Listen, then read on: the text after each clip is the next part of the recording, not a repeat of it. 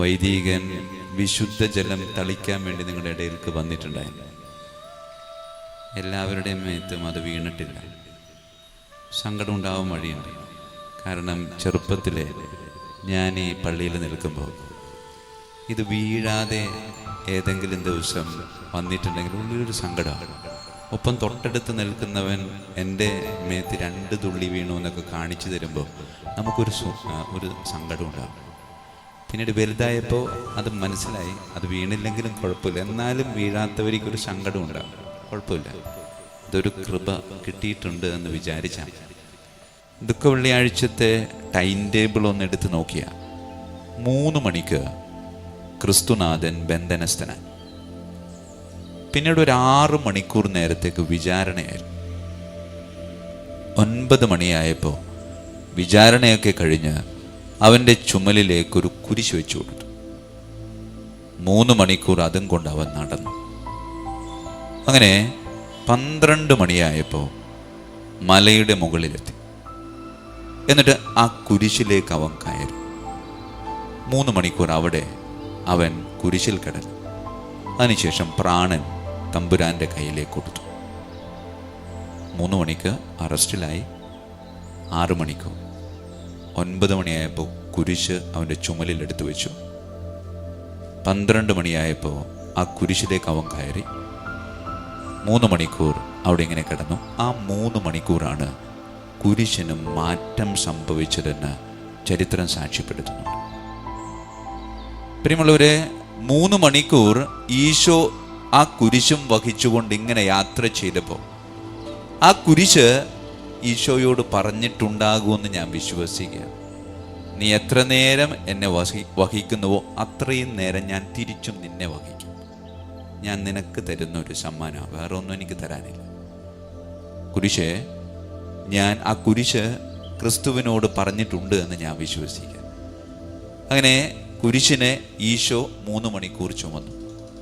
അത് കഴിഞ്ഞപ്പോൾ കുരിശ് പറഞ്ഞ് ഞാൻ ചുമക്കാതെ സന്തോഷത്തോടെ ഈശോയുടെ ശരീരത്തെ ആ കുരിശ് സ്വീകരിച്ചപ്പോൾ ആ കുരിശിൻ്റെ ജീവിതത്തിൽ അടിമുടി മാറ്റം സംഭവിച്ചു എന്ന് ചരിത്രവും വിശ്വാസവും നമുക്ക് സാക്ഷി നൽകുന്നുണ്ട്. ഈ കുരിശിൽ ക്രിസ്തു ഇങ്ങനെ കിടന്നപ്പോൾ, ആ 3 മണിക്കൂറിലൂടെ ഇങ്ങനെ കടന്നു പോകുമ്പോൾ ആ കുരിശിൽ നിന്ന് നമുക്ക് എന്തൊക്കെയാണ് കിട്ടിയതെന്ന് ചോദിച്ചാൽ എൻ്റെ മനസ്സിലേക്ക് വരുന്നത് 3 കാര്യങ്ങളാണ്. ഒന്ന്, കാഴ്ച തിരിച്ചു കിട്ടി. രണ്ടാമത്തേത്, തകർന്നു പോയ ബന്ധം പുനഃസ്ഥാപിച്ചു. മൂന്നാമത്തേത്, ഈ കാഴ്ചയും ബന്ധവും ഇനിയും നഷ്ടപ്പെടാനുള്ള സാധ്യതയുണ്ട്. അതുകൊണ്ട് ഒരു സൂക്ഷിപ്പുകാരിയെ കുരിശിലെ ക്രിസ്തുനാഥൻ നമുക്ക് സമ്മാനമായി നൽകി. കാഴ്ച തിരിച്ചു കിട്ടിയെന്ന് പറയുമ്പോൾ നമ്മൾ ചില ഐതിഹ്യങ്ങൾ അല്ലെങ്കിൽ ചരിത്രം പറയുന്ന ഒറ്റക്കണ്ണനായ ലൊങ്കീനോസ് കർത്താവിൻ്റെ ചങ്കിലേക്ക് ഇങ്ങനെ കുന്തം കുത്തിയിറക്കിയപ്പോൾ അവിടെ നിന്നൊഴുകിയ രക്തം അവൻ്റെ കണ്ണിലേക്ക് വീണപ്പോൾ കാഴ്ച കിട്ടി എന്ന ഭൗതികമായ ഒരു യാഥാർത്ഥ്യം പറയാനല്ല ഞാൻ കാഴ്ച തിരിച്ചു കിട്ടുന്ന അനുഭവത്തെ പറ്റി പറയുന്നത്. കാഴ്ച തിരിച്ചു കിട്ടുക എന്ന് പറയുമ്പോൾ തിരുവചനത്തിലൂടെ കടന്നു പോകുമ്പോൾ നാം മനസ്സിലാക്കുന്ന ഒരു കാര്യമുണ്ട്. ദൈവാലയത്തിൽ ഒരു തിരശീല ഉണ്ടായിരുന്നു. ആ തിരശീല ദൈവാലയത്തിലൂടെ ഇടാനുള്ള കാരണം എന്ന് വെച്ചാൽ അതിവിശുദ്ധ സ്ഥലം സാധാരണക്കാരായ നമ്മിൽ നിന്ന് മറച്ചു വയ്ക്കാൻ വേണ്ടി. അതായത് അതിവിശുദ്ധ സ്ഥലം എന്ന് പറയുമ്പോൾ ദൈവത്തിൻ്റെ സുന്ദരമായ സാന്നിധ്യമാണ്. ആ സാന്നിധ്യം നമുക്ക് നഗ്ന നേത്രങ്ങൾ കൊണ്ട് കാണാൻ പറ്റത്തില്ല. അതുകൊണ്ട് അതിങ്ങനെ മറച്ചു വെച്ചു. അതുകൊണ്ട് കാഴ്ചയില്ല. ക്രിസ്തുവിന് അല്ലെങ്കിൽ ദൈവത്തിലേക്കുള്ള ഒരു നോട്ടം സാധാരണക്കാരന് സാധ്യമല്ല. അങ്ങനെ കാഴ്ച നഷ്ടപ്പെട്ട ഒരു അനുഭവത്തിലൂടെ കടന്നു പോകുന്ന മനുഷ്യന് ദൈവത്തെ ദർശിക്കാൻ സാധിച്ചു എന്ന് കുരിശ് ഒരു ബോധ്യം നൽകുന്നുണ്ട്. കാരണം കുരിശിൽ കിടന്ന് അവൻ മരണം പുൽകുമ്പോൾ ദൈവാലയത്തിലെ തിരശീല 2 കീറി താഴേക്ക് വീണു. ഇപ്പോൾ ഇവിടെ നിൽക്കുന്നവന് അതിവിശുദ്ധ സ്ഥലത്തെ വളരെ സുന്ദരമായിട്ട് കാണാൻ സാധിക്കും. അപ്പോൾ അത് നമുക്ക് നൽകുന്ന ഒരു ചിന്ത എന്ന് പറയുന്നത്, ഒരു ദൈവത്തെ നോക്കാനുള്ള ആ ഒരു കാഴ്ച ദൈവം മനുഷ്യന് തിരികെ കൊടുത്തത് കുരിശിൽ നിന്നാണ്. അത് വേറൊരു വാക്കിലൂടെയും നമുക്ക് മനസ്സിലാക്കാൻ സാധിക്കും. ശതാധിപൻ താഴ്ത്തുണ്ടായിരുന്നു. ശതാധിപൻ താഴ്ത്ത് ഉണ്ടായിരുന്നത് വേറൊന്നിനു വേണ്ടിയല്ല, മരണത്തിന് സർട്ടിഫിക്കറ്റ് കൊടുക്കേണ്ടത് അവനാണ്. അപ്പോൾ മരണത്തിന് സർട്ടിഫിക്കറ്റ് കൊടുക്കാൻ, മരണം ഉറപ്പ് വരുത്താൻ വേണ്ടി അവൻ കുരിശിന് താഴെ നിൽക്കുമ്പോൾ ക്രിസ്തുവിൻ്റെ മരണത്തിൽ മാത്രം എന്തോ ഒരു പ്രത്യേകത അവൻ കാണുകയാണ്. ഒരുപാട് മരണസാക്ഷ്യത്തിലൂടെ അവൻ കടന്നു പോയിട്ടുണ്ട്. കുരിശിൽ കിടക്കുന്നവരൊക്കെ അതിന് കാരണമായവരെയും അല്ലാത്തവരെയും ഒക്കെ അസഭ്യം പറയുമ്പോൾ ഇവിടെ ഇതാ ക്രിസ്തുനാഥൻ ഒരു കുഴപ്പമില്ലാതെ വളരെ സന്തോഷത്തോടുകൂടെ എല്ലാം സ്വീകരിച്ച് നിൽക്കുക. അതുകൊണ്ട് അവൻ അവസാനം സാക്ഷ്യപത്രത്തിൽ എഴുതിയത് ഇങ്ങനെയാണ്: അവൻ മരിച്ചു എന്നല്ല, ഇവൻ സത്യമായും ദൈവപുത്രനായിരുന്നുവെന്നാണ് പറയുന്നത്. അതുകൊണ്ട് തന്നെ ഒരു കാര്യം വ്യക്തമാണ്, ഇത് ഒരു കാഴ്ചയുടെ ഒരു തിരിച്ചുവരവ്. രണ്ടാമത്തേത് എന്ന് പറയുന്നത് ഒരു ബന്ധത്തിൻ്റെ പുനഃസൃഷ്ടിയാണ്. കുരിശിന് 2 ഭാഗങ്ങളാണുള്ളത്, നെടുകയും കുറുകയും. നെടുകയുള്ള ഭാഗത്തെ ചിത്രീകരിക്കുന്നത് മനുഷ്യ ബന്ധത്തെ പറ്റിയാണ്. ഇങ്ങനെ കുറുകയുള്ളത് അത് ദൈവവും മനുഷ്യനും തമ്മിലുള്ള ബന്ധമാണ്.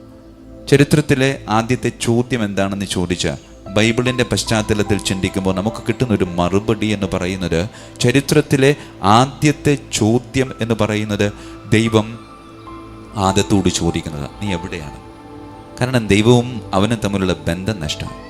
രണ്ടാമത്തെ ചോദ്യം ദൈവം വീണ്ടും കായേനോട് ചോദിക്കുന്നുണ്ട്, നിന്റെ സഹോദരൻ എവിടെ? അവിടെ സഹോദരങ്ങൾ തമ്മിലുള്ള ബന്ധത്തിനും വിള്ളൽ സംഭവിച്ചു എന്ന് പറയും. അത് തിരിച്ചറിഞ്ഞതുകൊണ്ടാവാം ധൂർത്തപുത്രൻ തിരിച്ചു വരുമ്പോൾ പിതാവായ ദൈവത്തോട് പറയുന്നുണ്ട്, പിതാവേ, അങ്ങയ്ക്കും സ്വർഗത്തിനുമെതിരായി ഞാൻ പാപം ചെയ്തു.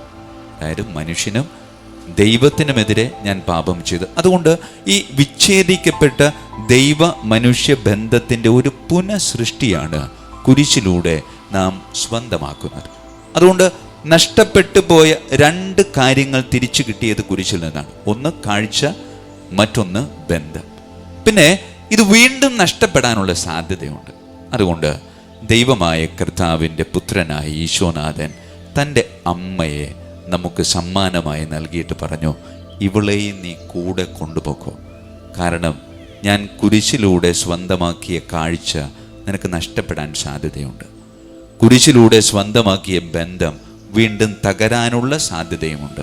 അതുകൊണ്ട് ആ തകർച്ചയിൽ നിന്ന്, നഷ്ടത്തിൽ നിന്ന് നിന്നെ അനുദിനം സംരക്ഷിച്ച് കൂടെ കൊണ്ടു നടക്കുന്ന വലിയൊരു സാന്നിധ്യമായി എൻ്റെ അമ്മ നിന്റെ കൂടെ ഉണ്ടാകും.